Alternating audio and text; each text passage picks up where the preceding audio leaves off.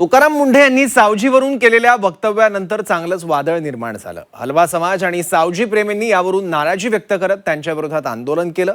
मात्र तुकाराम मुंढे यांनी झी 24 तासला दिलेल्या मुलाखतीत आपल्या विधानावर आणि भूमिकेवर आपण ठाम असल्याचं स्पष्ट केलं. त्यानंतर मुंढे यांनी मूळ सावजीमध्ये जेवण करण्यासाठी यावं असं निमंत्रणच झी 24 तासच्या माध्यमातून हलवा सावजी व्यावसायिकांनी दिलं. आणि इतकंच नाही तर या मुलाखतीत बोलताना त्यांनी सावजीबद्दल आणखी सुद्धा काही मुद्दे मांडलेले आहेत. पाहूयात. आय थिंक तुम्ही माझं स्टेटमेंट ऐका नीट, आणखी परत माझं स्टेटमेंट परत ऐका. आणि ते लाईव्ह होतं, ते काय असं एडिट केलेलं नाही. Please edit. भाषणामध्ये काही क्वेश्चन आन्सर आले आणि ते अमरावतीचं, नागपूरचं नाही. स्टेटमेंट ते अमरावतीमधल्या भाषणामधलं आहे. तिथं आल्यानंतर त्याच्यावरती विषय आला. त्याच्यावरती माझं कमेंट असं आहे, ते जर खाल्लं तर मी 1 महिना आजारी पडेल. हे दुसऱ्याने पडतील असं म्हटलेलं नाही. कोणी खा किंवा खाऊ नका हेही म्हटलेलं नाही आहे. मी एवढंच म्हटलं की मी जर खाल्लं तर पडेल. तुकाराम मुंढेंच्या या वक्तव्यानं वाद निर्माण झाला. कारण सावजी म्हणजे विदर्भातल्या खवय्यांचा जीव की प्राण, तिथल्या खाद्य संस्कृतीचा अविभाज्य भाग. त्यातच सावजी हे नाव आणि पदार्थ एका विशिष्ट जात समूहाशी संबंधित असल्यानेही त्याला वेगळं वळण लागलं. मुंढेंच्या वक्तव्यामुळे हलवा समाज नाराज झाला.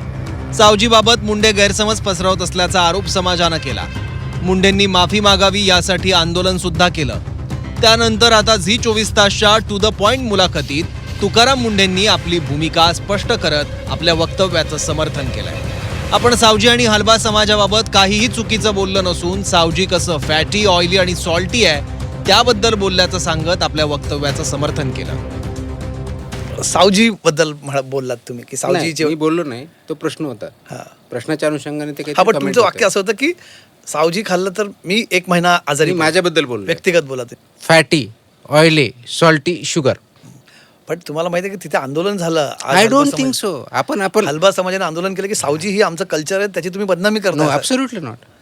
मी काय खातोय माझ्याबद्दल मी खाल्लं तर. आणि त्याचं जर बघायचं झालं, तुम्ही खाता का नॉनव्हेज? नॉनव्हेज खातो ना मी.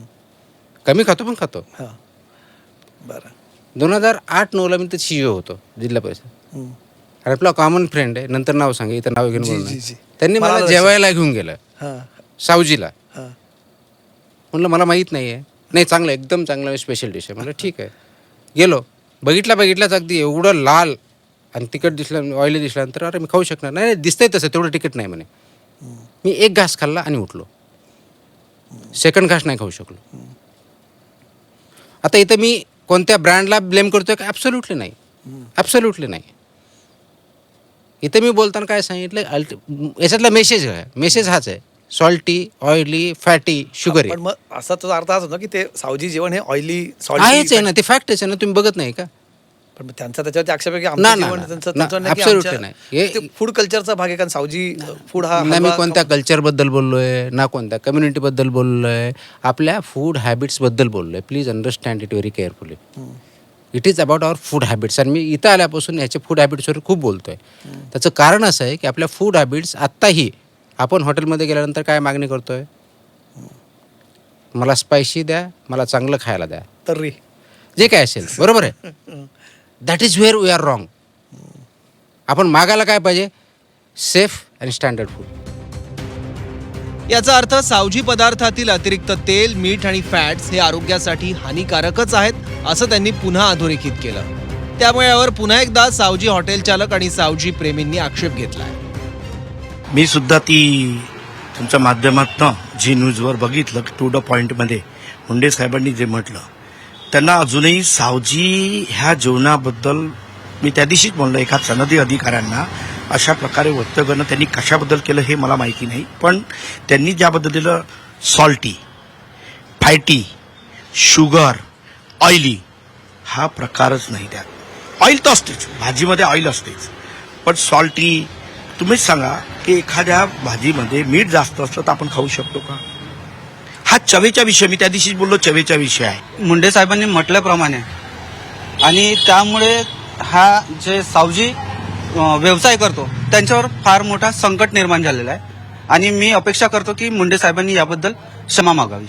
काय म्हणणं आहे तुझं? जसे की मुंडे साहेबांनी म्हटलेलं आहे की मी आजारी पडेल, तर आमच्याकडे जे कंटिन्यू कस्टमर येतात हप्त्यातून कमीत कमी 3 ते 4 वेळा रिपीट कस्टमर येतात. जर बिमार पडले असते तर त्याही बिमार झाल्या असत्या, तर हे चुकीचे बोलले आहे. एकंदरीत मुंढेंनी आपल्या वक्तव्याबाबत स्पष्टीकरण देताना पुन्हा एकदा ते अनहेल्दी असल्याचं सांगितल्यानं वाद निवळायच्या ऐवजी आणखी वाढलाय. त्यातच मुंढेंनी चुकीच्या ठिकाणी सावजी खाल्लं असेल असं म्हणत मुंढेंना सावजी खाण्याचं निमंत्रणच हॉटेल चालकांनी दिलंय. एक सनदी अधिकारी, रिस्पॉन्सिबल अधिकारी आज त्यांचं महाराष्ट्रात नाव आहे. त्यांनी चॅलेंज नाही केलं, त्यांनी यावं पाहुणे म्हणून इन्व्हिटेशन दिलं की आमच्या घरी या, सावजी जेवण जेवा, नक्कीच तुम्हाला कळेल की आपण पण असं सावजी. निमंत्रण- मी निमंत्रण देतो तुमच्या टीव्हीच्या माध्यमातून मी निमंत्रण देतो की साहेब तुम्ही आलेत तर आमचंही मान सन्मान वाढेल, आमचंही मान सन्मान वाढेल की नाही. आमचे सक्षम अधिकारी तुकाराम मुंढे साहेब आमच्यापर्यंत पोहोचले. मुंढेंच्या टू द पॉइंट भूमिकेमुळे सावजीच्या वादाला आणखी तिखट फोडणी मिळाली आहे. त्यामुळे हलबा समाज मुंढेंनी माफी मागावी या मागणीवर ठाम राहत आणखी आक्रमक होतो की दिवस पुढे जातील तसा हा वाद शांत होतो हे येत्या काही दिवसात आपल्याला कळेलच. पण मुंढे तरी आपल्या भूमिकेवरून 2 पावलं सुद्धा मागे घेण्याच्या तयारीत अजिबात नाही आहेत. अमर काणे, झी 24 तास, नागपूर.